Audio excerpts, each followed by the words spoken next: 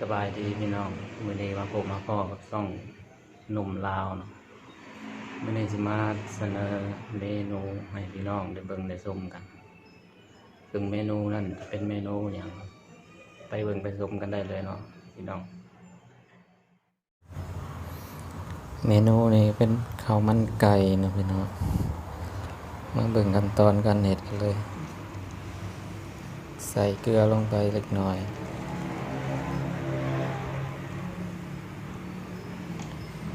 เปิดไฟ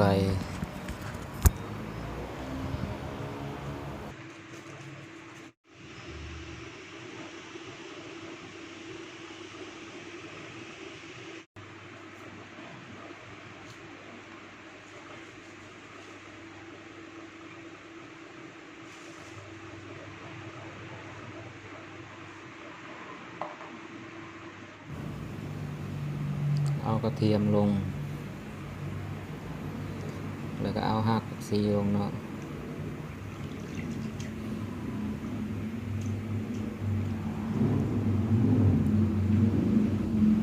หลังจากนั้นก็เอาซีอิ๊วขาวใส่สักหน่อยเพื่อเพิ่มสีสันให้ไก่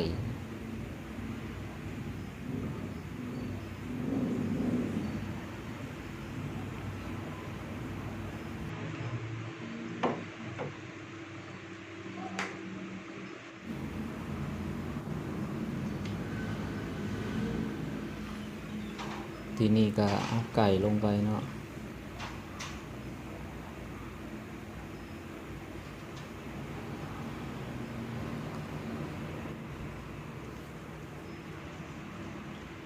หลังจากนี้ก็รอให้ไก่สุกก่อนนะพี่น้อง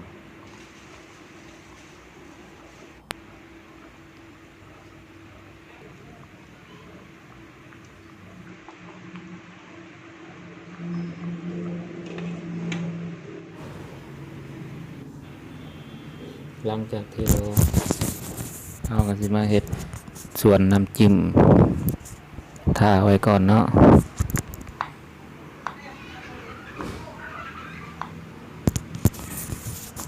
มาซอยกระเทียมแล้วก็พริกเพื่อเฮ็ดน้ำจิ้ม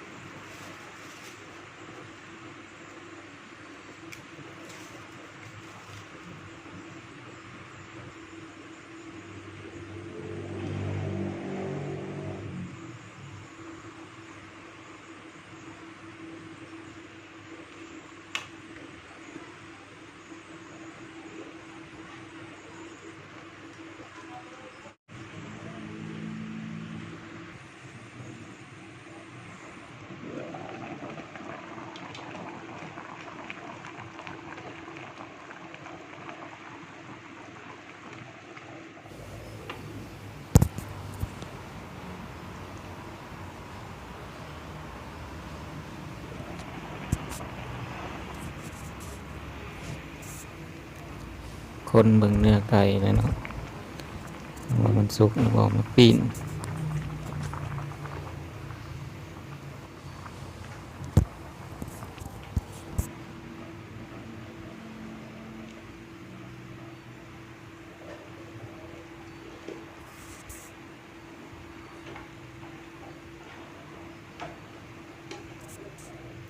พอสุกแล้วเราก็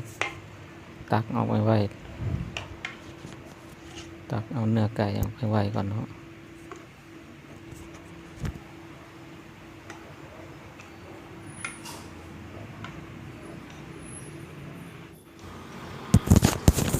น้ำต้มเขาก็จะเอาไว้เฮ็ดน้ำซุปแล้วก็เอาไว้หุงข้าว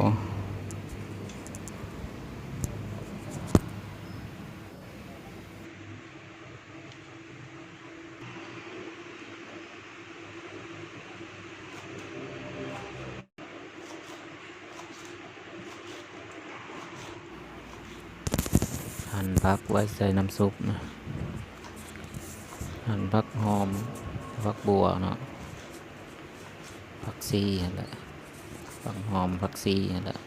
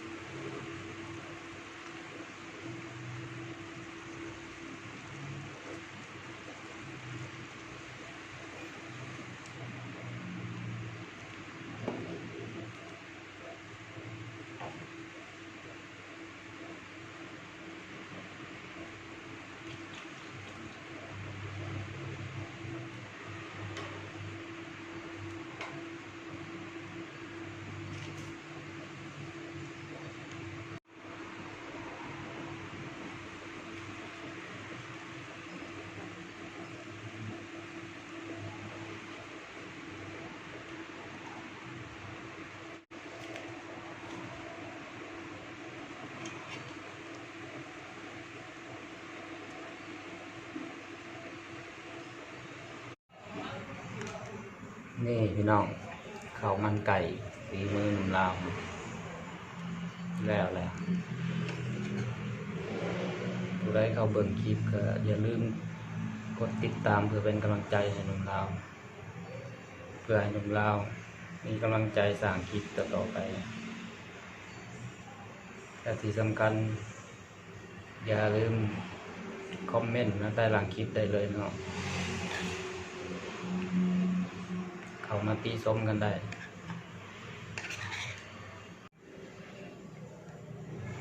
มากินข้าวเหมือนกันพี่น้องข้าวมันไก่เฮ็ดเองกินเองเนาะ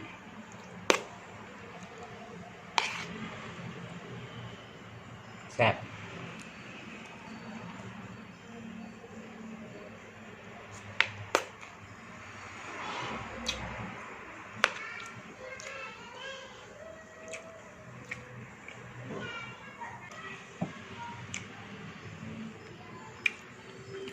น้ำซุปพี่น้อง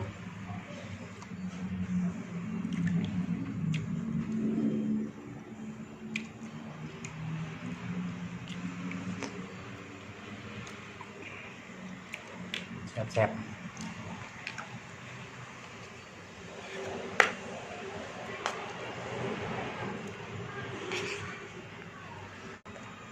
จะกินคนเดียว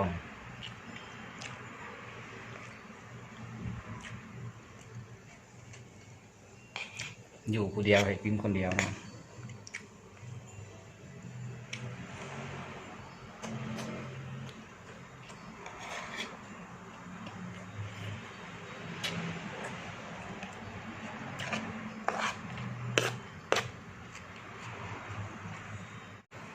สำหรับคลิปนี้ก็จบเลยเพียงเท่านี้เนาะพี่น้องอย่างไรก็อย่าลืมกดติดตามเพื่อเป็นกำลังใจ